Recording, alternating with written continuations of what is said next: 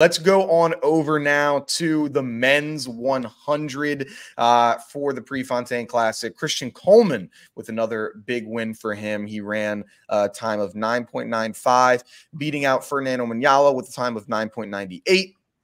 And then Brandon Hicklin with a time of 10.08 to round out the top three. And you have Akeem Blake of Jamaica, who was in fourth place with a 10.12. You were able to watch this race. I couldn't see it too much being in the media zone. What can you give us a breakdown of what you noticed here from that Coleman race? Great first 60. Simple and plain. Great first 60. I think he got a little bit tense. I couldn't tell if it was more so him getting super tense or Omanyala just, running really well and running up on him. That last like 10 to 12 meters for him didn't look too good. I'm saying for Coleman, didn't look too good. It just looked like he got tight, started reaching a little bit before the line. I don't know. I didn't like that though. I didn't like that because he was showing me like, in previous races, I even spoke on it. Like, this looks like he's putting something together to be able to finish these races how he needs to. And, it was like a little bit of a regression. I mean, he won and that is his season's best, right? Yeah, season's best. So he won in a season's best. So, I guess it is still a step forward. But, hey, I mean, maybe thinking perspective here, it's still room for him to grow because if he still just clean that shit up a little bit, he'll be straight. Omanyala, that was a great finish. He looked really, really good to finish that race. So, yeah, that was kind of my takeaway from Coleman. But I'm happy for the guy. He performed well and got another dub. Yeah. I was trying to look up some of the replays on like YouTube and everything because once like for those that don't know, when you're in like the media zone, they have a TV that's right there, and there was one like right behind me, but it's like people are just constantly coming in, so it's like interview, like got an interview, then go, and then it's like that the track meet just goes by super quickly. But so it looks similar to what you're saying. I think he gets out well, like that's what he's known for, that's what he did, and he looked great there. But then didn't have quite that finish that we're wanting to see. And it's I think it's interesting how it's everyone in the men's field that are really not running that fast. Like you would think that it would be everyone, like one person or two people, like some people would be doing really great, but it's interesting that it's like everyone's running around this time. So it's like, if that's where we're at, then the performance that he's like this 995 at like running like right in those 990s, like that can get you on this team. Like that very well will get you where you need to be. And so it's like, was it where he's probably hoping that he wants his form to be and everything is like, no. I did an interview with him after the race and he's like, we gotta like go in and tweak on some things, and it's great to get a win and everything.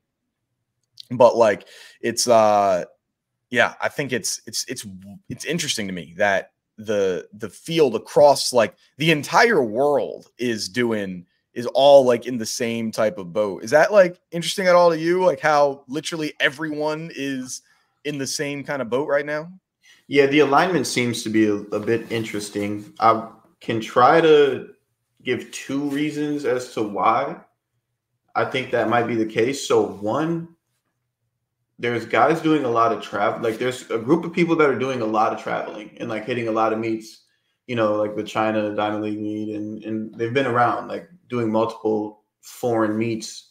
And when you do that, like it's good, but you're not training as much. So you're like gaining some and losing some. And then on the other side, there's a bunch of athletes that are just training, loaded up and going and competing for rhythm. So it's like, it's definitely like, because I think you're right. There's no real outliers so far this season. There's no real like craziness that has gone on. I think maybe early season, like Tabobo might have started off some of the crazy stuff, right? And then it kind of died down. But I guess that would be my explanation as to why. But I would say that every year is really the same. So, I mean, I don't know, man. It's not like disappointingly slow. Like I'm not going to shit on these guys and act like everything's so weak and trash. But I mean, there's just there's nobody that's set that bar so crazy, because usually when one domino falls, like the rest of them fall, right? And nobody's put out that outlying time yet to make, like, you know, Fred drops his 9:79, and now Noah's like, oh shit. Coleman's like, oh, you know. So maybe that's got something to do with it too. But that's still been a great year with a lot of excitement still. I'll take it. Yeah, I want to, on the other side where people are like, oh, this is disappointing. It's a disappointing year. People running slow. I honestly feel the exact opposite a little bit of it, because we've seen a lot on Twitter, people talking about, get rid of the people getting Anson. If you're listening to this, Anson, he wants to get rid of the clock in track and field as a whole, which I think is an absolutely stupid thing to talk about. You have to have a clock in track and field, but he claims to get rid of it. The reason, and I like the reason that he says that, it's that he wants it to focus on the competition. So it's like, hey, we don't have a clock, because everyone's eyes, it's not who won, who lost, it's what time did they run. That's what people are his. And so he's like, he wants to get rid of that and get it so more people are focusing in on the competition, which I get that. And I like that idea. I think getting rid of the clock is an absolutely idiotic thing to do. You wouldn't get rid of a basketball. You wouldn't get rid of the scoreboard in a basketball game and just say who's winning, who's losing. You wouldn't do that. But I like the idea of it.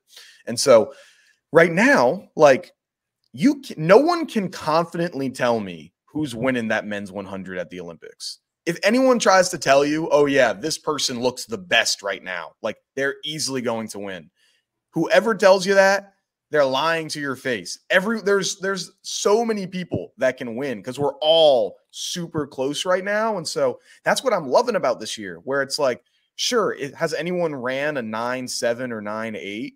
No, but everyone is like within a couple hundredths of a second. So you have no idea what's going to happen at the US trials or what's going to happen at the Olympics. Like, so that's where I'm liking it right now, where everyone's at what seems to be the same point in their training cycle, because you're all running around the same time. So that's going to make it for even more parity when we get to the big stage, Definitely, bro. I couldn't have said it better. You said a perfect word too. There's a lot of parity in the sport right now, which is dope.